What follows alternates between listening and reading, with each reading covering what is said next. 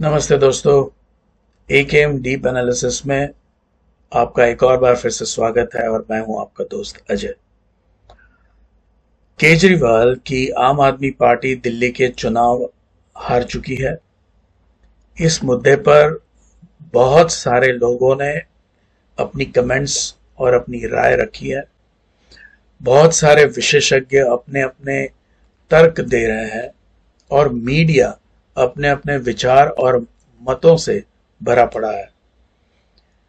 केजरीवाल राजनीति बदलने के दावे के साथ आए और साफ सुथरी सरकार देने का वादा उन्होंने किया था, जिसने सत्ता पाने के लिए बिजली पानी फ्री देने का वादा किया और दूसरे बहुत से वादे किए, जैसे कि सारे दिल्ली को सीसीटीवी कैमरा के जाल में बुन लेंगे, दिल्ली की महिलाओं को मुफ्त बस यात्रा, मेट्रो यात्रा की टिकटों में 50% की छूट, बिजली और पानी को फ्री कर दिया उन्होंने।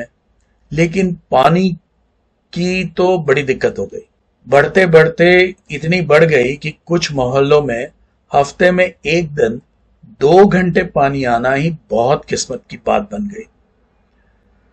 वैसे फ्री में कोई चीज मिलती नहीं है और अगर ले लो तो ऐसी मुसीबत के लिए तैयार तो रहना ही पड़ता है।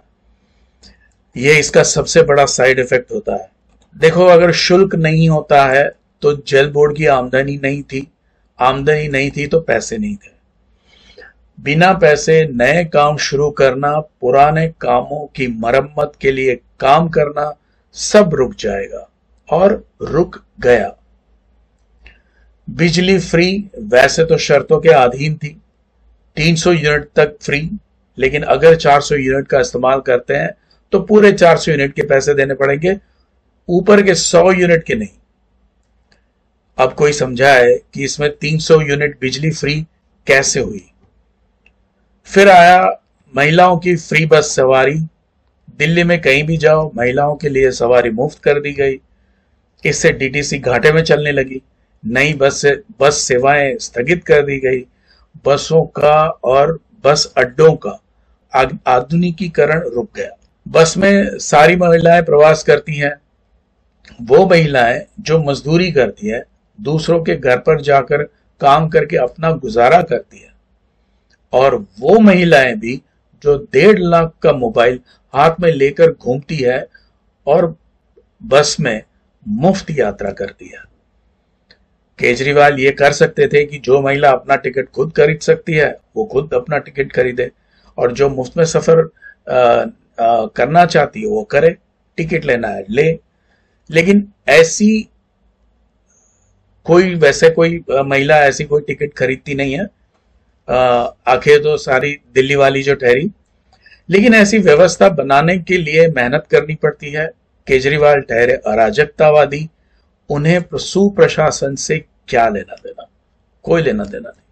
अपनी हर नाकामी का ठीकरा केंद्र सरकार के मत्थे फोड़ा, ये कहकर कि दिल्ली संपूर्ण कक्षा का राज्य नहीं है और उनकी सरकार को बहुत सी बातों पर केंद्र सरकार पर निर्भर रहना पड़ता है। पंजाब में पूर्ण दर्जे की उनकी राज्य सरकार है, वहां तो कोई झंडे गाड़े दिख नहीं रहे हैं। तो प्रमुख रूप से केजरीवाल एक अनार्किस्ट है, अराजकतावादी, और वो हमेशा से वैसे ही रहे हैं। वह केंद्र सरकार के सामने धरने पर बैठते थे, वो भी तब जब दिल्ली में वो मुख्यमंत्री थे। सबसे बड़ा विश्वासघात यमुना नदी के साफ करवाने के वादे से जुड़ा हुआ है। हर 5 साल बाद, ठीक चुनाव से पहले, वो यमुना नदी को साफ करने का वादा करते हैं और हमेशा वो वादा पूरा नहीं करते। बेशर्मी की हद तो देखो, चुनाव के आते ही वो माफी भी मांगते हैं लोगों से, ये कहकर कि वो यमुना की सफाई का काम नहीं कर पाए। अगले 5 साल मुझे दे दो और मैं यमुना की जरूर साफ करवाऊंगा। पूरे दिल्ली में यहां यमुना जहां से गुजरती है, दिल्ली की सारी गंद उसमें डाली जाती है। यमुना के संदर्भ में उसने सबसे बड़ी बदतमीजी से कहा था कि जनता को किए गए वादे, यानी कि यमुना नदी के संदर्भ में कहा था कि जनता से किए गए वादे वो संजीदगी से नहीं लेते। मतलब he was not serious. Promise तो कर सकते हैं, सीरियस नहीं है, यानी जनता को दिए वादों का कोई महत्व नहीं है। इसका मतलब तो यही हुआ। दोस्तों, केजरीवाल 2011 में अन्ना हजारे के इंडिया अगेंस्ट करप्शन के आंदोलन से जुड़ा था। अन्ना को आगे करके उसने धीरे धीरे पूरे आंदोलन को अपने कब्जे में ले लिया। भारत तत्कालीन समय में सबसे बुरे दौर से गुजर रहा था। हर दिन, हर सुबह अखबार खोलते ही हजारों, कभी लाखों, करोड़ों के घोटाले का खुलासा होता था। पूरे भारत में कहीं कहीं पर भी किसी भी वक्त आतंकवादी हमले होते थे। भारत का हर एक नागरिक खुद को कमजोर और मायूस और पूरी तरह से असुरक्षित समझ रहा था। उसे समझ नहीं आ रहा था कि उस घुटन से निकले कैसे, क्या करे, किससे मदद मांगे। देश किसी कोने से सहायता चाहता था, सहायता की उम्मीद चाहता था, कोई उसका हाथ पकड़े, कोई उसको मदद करे।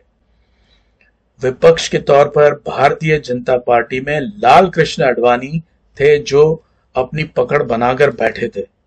2008 के लोकसभा चुनाव भाजपा ने उनके नेतृत्व में हार चुका था, लड़े थे, उनके नेतृत्व में हार गए थे। भाजपा में लाल कृष्ण आडवाणी के होते हुए कोई और भारत का प्रधानमंत्री बन जाए, यह संभावना बहुत ही कम थी। नरेंद्र मोदी अपने राज्य गुजरात में थे, काम तो अच्छा कर रहे थे, लेकिन यह अंदाजा किसी को नहीं था कि वो लाल कृष्ण आडवाणी के रहते प्रधानमंत्री बन सकते हैं। यूपीए सरकार पूरी तरह से भ्रष्टाचार में लिप्त थी। भारत की अब तक की सबसे भ्रष्ट सरकार बन के उभरी थी। पूरा देश निराशा और असहायता के भंवर में फंसा हुआ था। बस उसी समय ये लोकपाल आंदोलन छिड़ गया। लोगों ने ये आंदोलन को अपना समझा और बहुत तेजी से लोग इससे जुड़ते चले गए। आंदोलन का समय और उसका ध्येय लोगों को सही लगा था।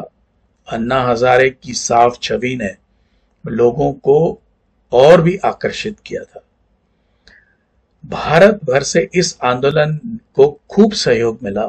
अन्ना हजारे की गिनती दूसरे गांधी की तरह होने लगी। उन्हें वो पदवी और सम्मान मिलने लगा। सारा देश धीरे धीरे इस आंदोलन से जुड़ता चला गया। उस समय पूरी दुनिया में अरब स्प्रिंग के नाम से सत्ता परिवर्तन की एक बहुत बड़ी लहर चल रही थी, जिसकी शुरुआत ट्यूनीशिया से हुई थी और ये आग दूसरे देशों में भी फैलने लगी थी। बहुत सारे मुस्लिम देश इसकी चपेट में आ गए थे। इजिप्ट, सीरिया, लीबिया, यमन और बहरीन जैसे देश इस आंदोलन से प्रभावित हुए थे। इन देशों में लोग भ्रष्टाचार, व्यक्तिगत आजादी, महंगाई, लोकतंत्र जैसे मुद्दों पर सरकार के विरोध में सड़क पर आकर सत्ता परिवर्तन चाहते थे। अमेरिकी ओबामा प्रशासन और उसका डीप स्टेट इस आग को हवा दे रहा था। अब डीप स्टेट में समृद्ध व्यापारिक परिवार, बड़े बड़े मल्टीनेशनल कंपनियां, CIA, FBI, बड़े औद्योगिक घराने और अंततः बाराक ओबामा की सरकार खुद शामिल थी। ये सब मिलाकर डीप स्टेट समझा जाता था। याद रहे, डीप स्टेट जैसा कोई विधिवत संस्थान नहीं है। ये आपस में मिलकर या अलग अलग तरीके से अपने हिसाब से काम करते हैं, जिसका मकसद एक ही है, अमेरिका और उसका आर्थिक हित। भारत में भी लोगों की नाराजगी कुछ ऐसी चल रही थी और ठीक उसी वक्त भारत में ये अन्ना हजारे का लोकपाल आंदोलन आ गया। लोकपाल आंदोलन ने खूब सुर्खियां बटोरी, खूब मीडिया बाइट्स मिले। अन्ना के साथ साथ केजरीवाल पूरे देश में मशहूर हो गए। 2012 में केजरीवाल अन्ना से अलग हो गए और उन्होंने अपनी अलग से एक राजकीय पार्टी बनाई, आम आदमी पार्टी यानी कि आप, और चुनावी रणनीति करने का फैसला उन्होंने किया। 2013 में जब चुनाव हुआ उनको 28 सीटें आई। वो सरकार ज्यादा लंबा चली नहीं। बाद में 2014 में दोबारा एक बार विधानसभा के चुनाव हुए, उसमें उनको 68 सीटें आपने दिल्ली राज्य के विधानसभा में जीतकर सरकार बनाई। कांग्रेस चुनाव बुरी तरीके से हार गई थी। भाजपा तो कहीं थी ही नहीं।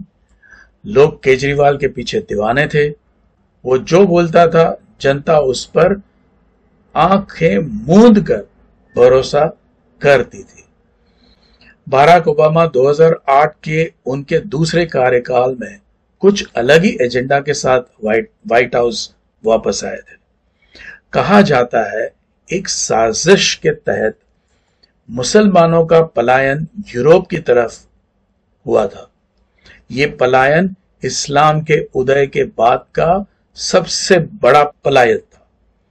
पहली बार इतनी बड़ी संख्या में मुसलमान शरणार्थी ने यूरोप में शरण ली। कहा जाता है कि ये अरब स्प्रिंग का आंदोलन, इसी के कारण ये सब हुआ था, जिसके सूत्रधार फिर से एक बार डीप स्टेट और बराक ओबामा थे।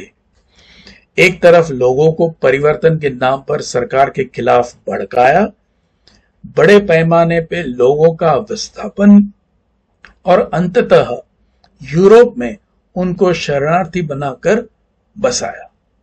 कमजोर सरकारों को घुटनों के बल लाकर अपना एजेंडा मध्य पूर्व और अफ्रीकी देशों में अपना संपूर्ण वर्चस्व वो चाहते थे। भारत में भी लोगों की सरकार के खिलाफ नाराजगी कुछ ऐसी चल रही थी, और ठीक उसी वक्त भारत में अन्ना हजारे का आंदोलन शुरू हो गया। हालांकि भारत में स्थिति थोड़ी अलग थी।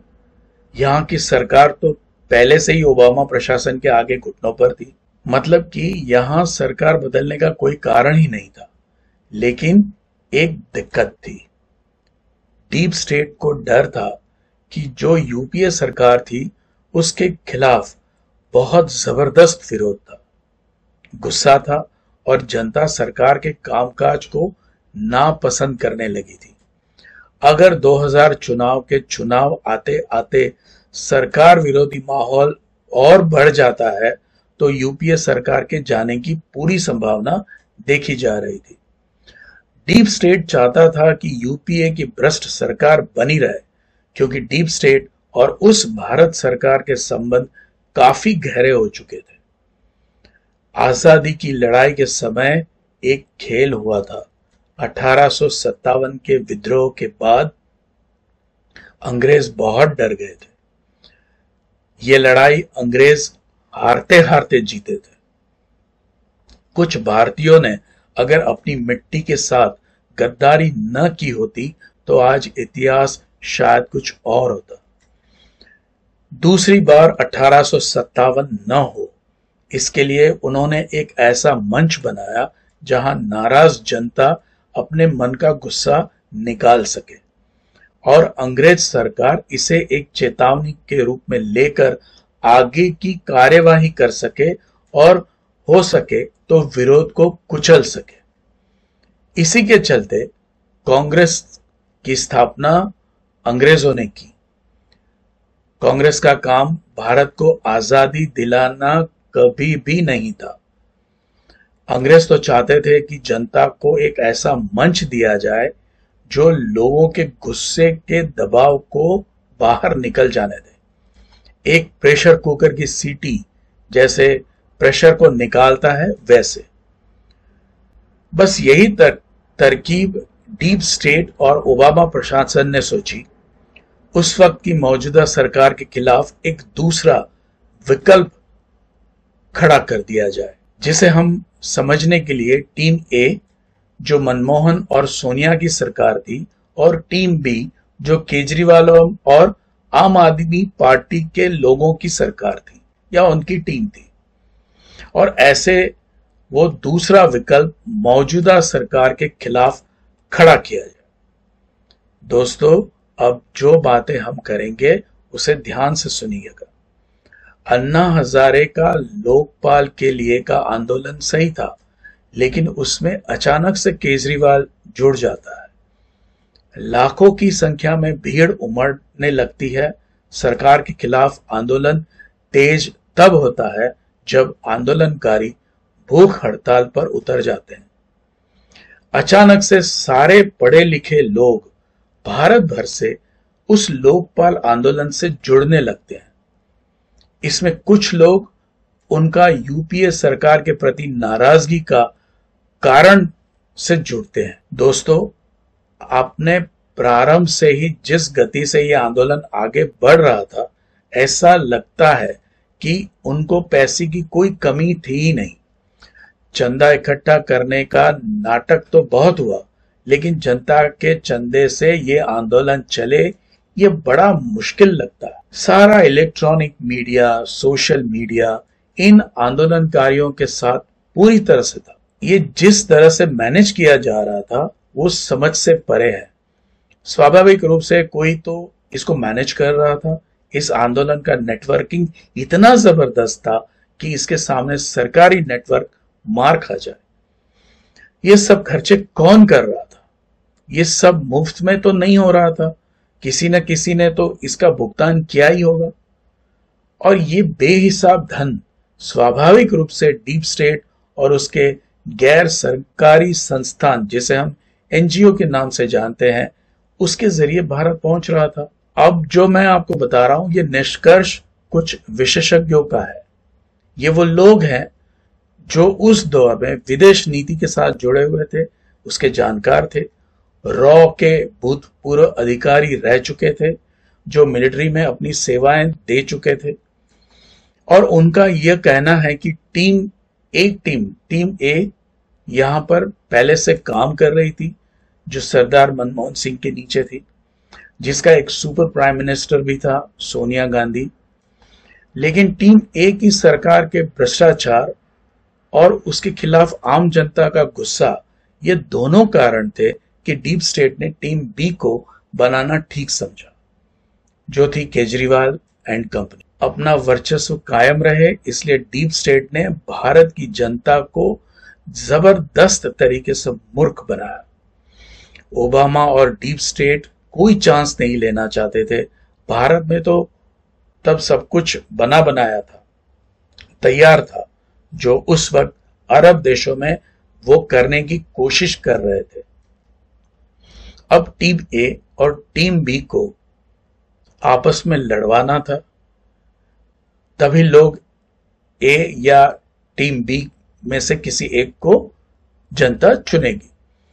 जनता ये सोच के खुश होती थी कि उन्होंने भ्रष्ट सरकार को बाहर का रास्ता दिखा दिया, लेकिन ताले की असली चाबी डीप स्टेट के पास थी। इन विशेषज्ञों का मानना है कि बड़ी चालाकी से डीप स्टेट ने टीम ए के लोगों को नजर से दूर कर दिया और टीम बी, केजरीवाल के टीम को आगे कर दिया, उनके ऊपर सारा फोकस लगा दिया।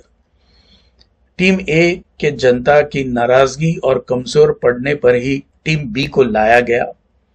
टीम ए ने बड़े भारी मन से टीम बी के लिए डीप स्टेट के भारी दबाव में यह जगह बनाई। कांग्रेस और आम आदमी पार्टी कभी अलायंस नहीं करती, क्योंकि दोनों में एक रेस की स्थिति बनी थी और इस तरह से दोनों टीम्स के बीच की दुश्मनी शुरू हुई। 2013 में दिल्ली के चुनाव को जीतना पहला कदम था। चुनाव तो जीते, लेकिन बहुमत नहीं आया। सरकार बचाने के लिए उसने कांग्रेस के साथ गठबंधन किया। कांग्रेस एक बार फिर से डीप स्टेट के दबाव में। चुनाव से पहले उसने अपने बच्चों की कसम खाकर कहा था कि वो कांग्रेस के साथ कभी गठबंधन नहीं करेगा, लेकिन गठबंधन किया और बच्चों की कसम तोड़ी। सरकार तो बनाई, लेकिन लोकपाल बिल के समर्थन में टीम ए और टीम बी टकराए और सरकार गिर गई। और नए चुनाव में तो टीम बी ने सुपड़ा साफ कर दिया। अब टीम ए के पास पिछली सीट पे जाने के अलावा और कोई रास्ता नहीं बचा था। डीप स्टेट का प्लान आगे बढ़ा। दिल्ली के बाद अब टीम बी की नजर भारत के हर वो सीमावर्ती राज्य पर थी जहां राजकीय अस्थिरता थी, जैसे गुजरात, उत्तराखंड, उत्तर पूर्वी राज्य, सभी पर कब्जा करना उनका एजेंडा था। पंजाब उसमें सबसे पहले फिट बैठता था। वहां पर फिर से टीम ए और टीम बी में सामना हो गया। घर के अंदर का संघर्ष टीम ए नहीं संभाल पाई और अंदर की लड़ाई में टीम ए ने सत्ता से हाथ धो दिए। आप समझ गए मैं जो कहना चाह रहा हूं। आना तो टीम बी को था ही। टीम बी ने भगवंत मान को सत्ता सौंप दी है। देखते हैं कितने दिन और चलती है ये सरकार। ये कॉमेडियन नशेड़ी चीफ मिनिस्टर सिर्फ इस वजह से बनाया गया है क्योंकि ये काफी कमजोर नेता होने की वजह से केजरीवाल को कभी चुनौती पेश नहीं करेगा। हालांकि अभी ऐसी कुछ खबरें आ रही हैं सोशल मीडिया में कि भगवंत मान एक जबरदस्त चुनौती दे रहे हैं केजरीवाल को। और पंजाब में जो आम आदमी पार्टी है उसका जो यूनिट है वहां का, वो शायद पूरी पार्टी कांग्रेस या भाजपा में मिल जाए तो बिल्कुल भी आश्चर्य नहीं होगा। पंजाब को केजरीवाल ने खालिस्तानियों के हवाले कर दिया। जब खालिस्तानियों से उन्होंने बड़े तौर पर पैसे लिए तो उनकी कुछ सेवा भी तो करनी पड़ेगी। आपके शासन में वो सारे काम वहां हो रहे थे जो भारत देश के सुरक्षा के खिलाफ थे। टीम ए और टीम बी की दुश्मनी खुल के तब सामने आई जब दिल्ली में 2025 के विधानसभा के चुनाव हुए। जैसे 2014 के घोटालों की वजह से टीम ए कि सुपर प्राइम मिनिस्टर को हटना पड़ा था, वैसे ही आज शराब और दूसरे घोटालों की वजह से केजरीवाल को हटना पड़ रहा है। कांग्रेस चुनाव सिर्फ इसीलिए लड़ी ताकि आपके वोट काट सके और केजरीवाल को हरा सके, और वही कांग्रेस ने किया और 2014 का बदला लिया। आजकल ये चर्चा है कि कांग्रेस अगर आम आदमी पार्टी के साथ चुनाव समझौता करती तो भाजपा 2025 में दिल्ली का चुनाव कभी भी नहीं जीत। कैसे चुनावी समझौता होता? कांग्रेस तो 2014 का हिसाब बराबर करने निकली थी। उसे तो हार का बदला लेना था 2014 का। ओबामा तो अब नहीं है। डीप स्टेट की खुद की गिग्गी बंध गई है।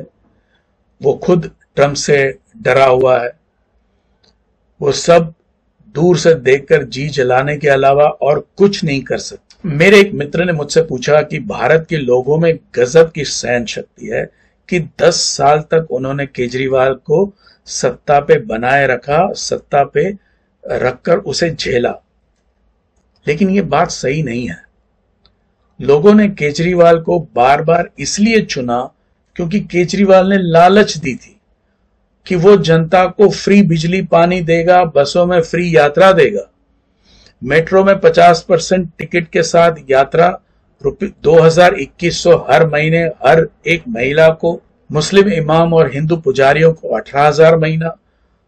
और कितनी लालच आपने दिल्ली की जनता को दे रखी थी। यही लालच दिल्ली के लोगों को बहुत महंगी पड़ी है, क्योंकि ऐसी ही कितनी लालचों की वजह से उन्होंने एक अनजान इंसान को, जिसका कोई अता पता नहीं था, सिर्फ 2 साल पहले से उसे राज्य में आंदोलन करते देखा था, भूख हड़ताल करके देखा था, उसे दिल्ली की जनता ने अपना मुख्यमंत्री बना दिया। हम ये जानते थे कि केजरीवाल को सीढ़ियों पर चढ़कर मीटर के कनेक्शन काटते देखा था। किसी की हिम्मत नहीं होती थी उसे रोकने की। और हिम्मत होगी भी कैसे, क्योंकि टीम ए के हाथ में पुलिस थी और टीम बी ने ये नाटकबाजी कर रही थी और इन सब के पीछे डीप स्टेट था। दोस्तों, मैं बार बार आपको याद दिलाने की कोशिश कर रहा हूं, टीम ए और टीम बी डीप स्टेट, केंद्र की मनमोहन सरकार केजरीवाल के बारे में के सारे नाटक देख रही थी। कईयों को डीप स्टेट ने बॉस बनाकर रखा था। ऐसे में केजरीवाल पर कोई कार्यवाही आपने होते हुए नहीं देखी। आज आप कोशिश करके देख लेना, बिजली विभाग के मीटर के वायर काटकर आटे दाल का भाव पता चल जाएगा। भला हो भारतीय मतदाता का जिसने 2014 में नरेंद्र मोदी को जिताया, फिर भी सारा षड्यंत्र समझने में 10 साल लग गए। यह कोई जनता की धीरज नहीं थी, जनता की लालच थी, जो धूर्त केजरीवाल को बार बार दिल्ली का मुख्यमंत्री बनाकर मौका देता थे जनता को बेवकूफ बनाने का। और जनता उसको कभी 68 सीट, कभी 62 सीट, कैसे इसको वोट करते थे वही समझ से परे है। खैर, इस बार तो दिल्ली की जनता ने केजरीवाल को बाहर का रास्ता दिखा दिया है, जो एक सही कदम है। आम आदमी पार्टी भी चुनाव हारी है, केजरीवाल भी अपनी सीट नहीं बचा सका है। अभी एक काम बाकी है, मुफ्त में जो भी मिल रहा है उसका बहिष्कार। मुफ्त में कुछ नहीं होता है, कभी पूरा देश इसकी कीमत चुकाता है। इस भिखारी वाली सोच से बाहर आना होगा। अगर आप कुछ मुफ्त में लेते हो तो आप किसी और का हक मारते हो। जब आप किसी का हक मारते हो तो वो भी सोचता है कि क्यों मैं ईमानदारी से टैक्स दूं। अगर मेरे दिए गए टैक्स के पैसे से वोट बेचने खरीदने में लगते हैं वो पैसे, तो मैं क्यों वो करूं। माननीय सुप्रीम कोर्ट ने भी फ्री की रेवड़ी के खिलाफ सख्त टिप्पणी की है। यह मुफ्तखोर वाली सोच अंग्रेजों की देन है। ये हमारे आत्मसम्मान को इतने नीचे गिरा देती है कि हमें भीख लेने में भी कोई शर्म नहीं आती। वरना भारत के लोग स्वाभिमानी हुआ करते थे और इसीलिए मां लक्ष्मी का आशीर्वाद भारत पर था और भारत सोने की चिड़िया कहा जाता था। आज के लिए बस इतना ही। अगले वीडियो में फिर से मुलाकात होगी किसी नए विषय के साथ। तब तक के लिए आज्ञा दीजिए। मेरे इस वीडियो को लाइक करें, शेयर करें और चैनल को सब्सक्राइब जरूर करें। नमस्कार। जय हिंद, वंदे मातरम, भारत माता की जय।